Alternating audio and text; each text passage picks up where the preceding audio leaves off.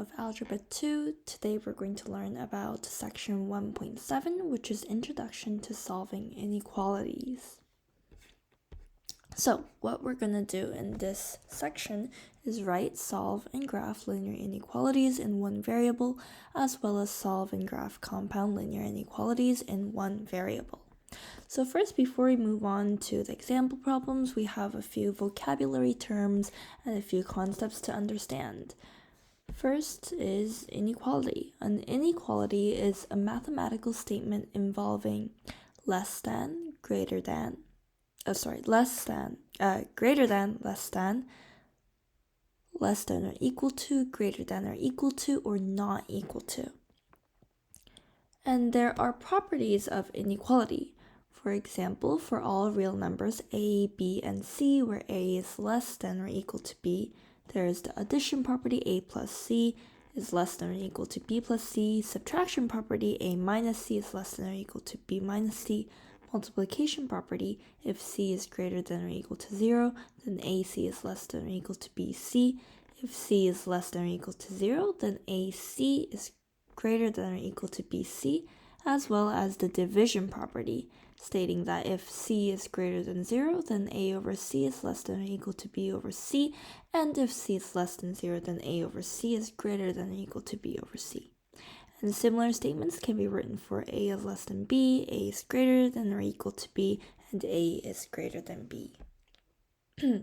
So these properties of inequality, we will have to use them later, so it's best to ingrain them into your mind so that you can have this memorized and have them ready to go when we're solving the problems. It will save you much more time, and you'll use this a lot of times in the future, so it's great to have them memorized now. So next we have a solution of the inequality. For example, 6x plus 1 is less than 13 is an inequality in one variable x. Values such as half and -1 are solutions of the inequality as shown below. So we have 6x plus 1 is less than 13, and we're finding solutions. And this statement here tells us that half and -1 are solutions. Why? Because if we input half into x, as we can see on the left side over here, we can see that we get 4 is less than 13, which is true.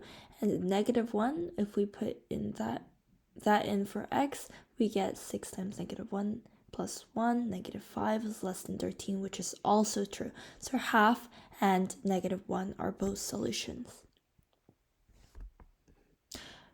But these aren't limited to these two. The solutions for this problem doesn't consist just of half and -1. For example, you can use -2 as well. 6 times -2 plus 1 is -12 plus 1.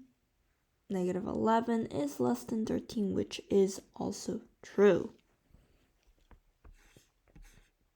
Next, we're going to look at graphs today, so we need to know that because the inequality symbol is greater than or equal to, a solid dot is used. So a solid dot here on the number line is used when there is the little line on the bottom, which means equal to and equal to. So it's greater than or equal to. Greater than or equal to. And similarly, for this white dot here, the transparent dot, this shows that there is no equal to. For example, less than, as can be seen here, p is less than -6. The number line does not include -6, so we use the transparent dot with an inequality symbol without the line on the bottom. So now that we have covered pretty much all of the basics, also a compound inequality is just a pair of inequalities joined by and or, but this one we'll get to a little later. So now that we have a little bit of the basics, we're going to try applying what we've learned into some of the problems. Number 10. So write an inequality that describes each graph. As we can see with number 10, the solid dot is on 1, 0, 1, 2, so this should be 1. And then we can see that everything that the red line covers is less than 1. So what we know is, remember, the solid dot means something or equal to.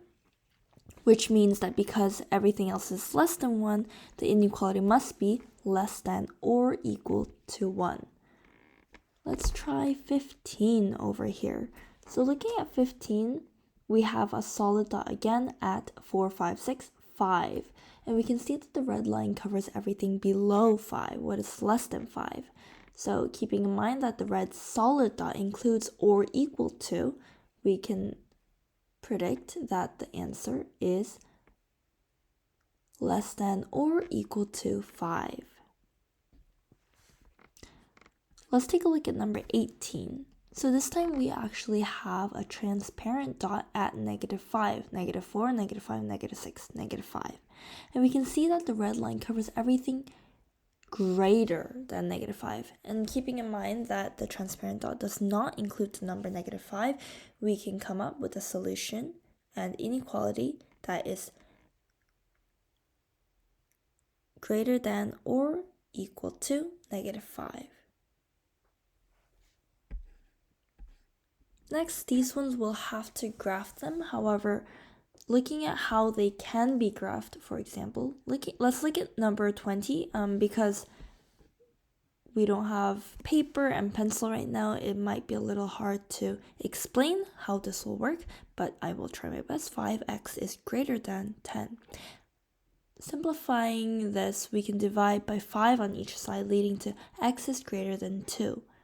And because we don't have the little line on the bottom, we will have a transparent circle as can be seen with number 18.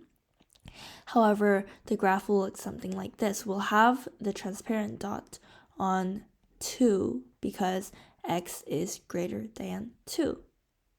So we'll have the transparent dot at 2 and everything greater than. So the number line, the arrow should be pointing to the right as it is here. So just imagine the same thing as 18, except the transparent dot here is pulled all the way to 2.